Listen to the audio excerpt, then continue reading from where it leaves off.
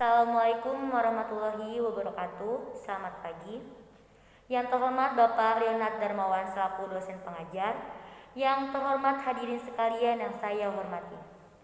Pertama-tama, marilah kita panjatkan puji syukur kehadirat Allah Subhanahu wa taala atas segala limpahan rahmat dan karunia-Nya.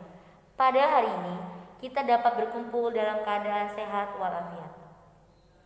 Hadirin sekalian yang saya hormati, Indonesia sebagai negara penghasil kopi terbesar ketiga di dunia setelah Brazil dan Vietnam, dengan produksi pada tahun 2012 sebesar 748.000 ton per tahun atau 6,6% dari produksi kopi dunia.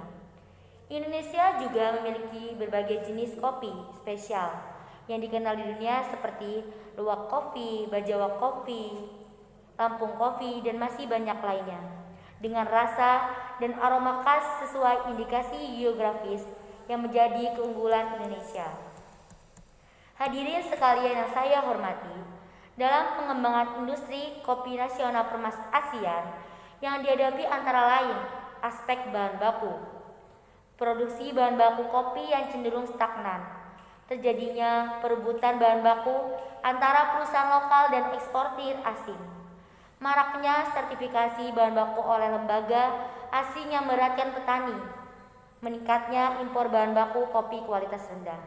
Ada pula aspek produksinya, yaitu teknologi pengolahan dan kemasan pada industri skala kecil dan menengah yang masih sederhana, serta aspek pasar, yaitu meningkatnya impor produk kopi olahan, utamanya produk kopi instan dan kopi mix dengan kualitas dan harga rendah, maraknya produk kopi olahan impor.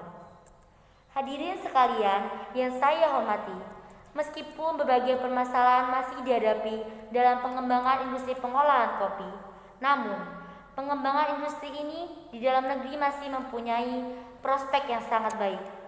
Mengingat konsumsi kopi masyarakat Indonesia rata-rata baru mencapai 1,2 kilo per kapita per tahun, jauh di bawah negara pengimpor kopi seperti USA, Jepang, Austria, Belgia, Norwegia, dan Finlandia.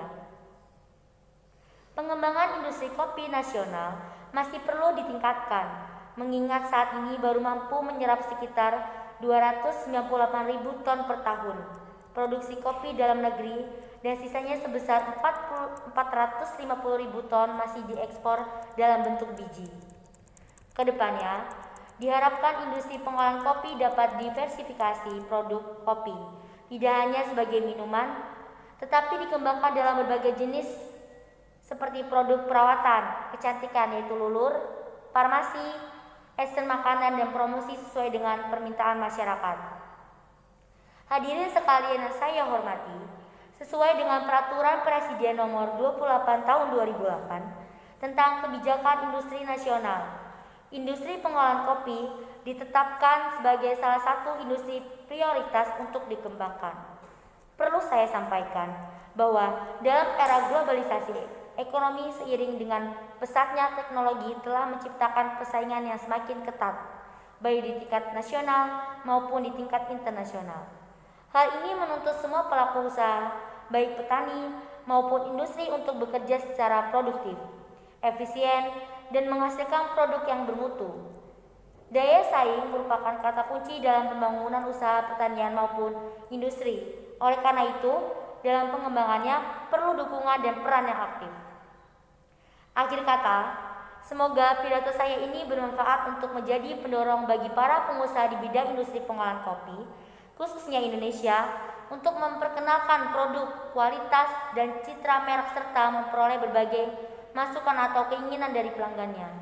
Semoga Allah Subhanahu wa taala senantiasa melimpahkan kekuatan dan petunjuknya kepada kita semua untuk melanjutkan pembangunan industri nasional yang makin handal di tahun-tahun yang akan datang. Sekian pidato dari saya, kurang lebihnya saya mohon maaf. Kepada Allah saya mohon ampun. Wassalamualaikum warahmatullahi wabarakatuh. Terima kasih, selamat pagi.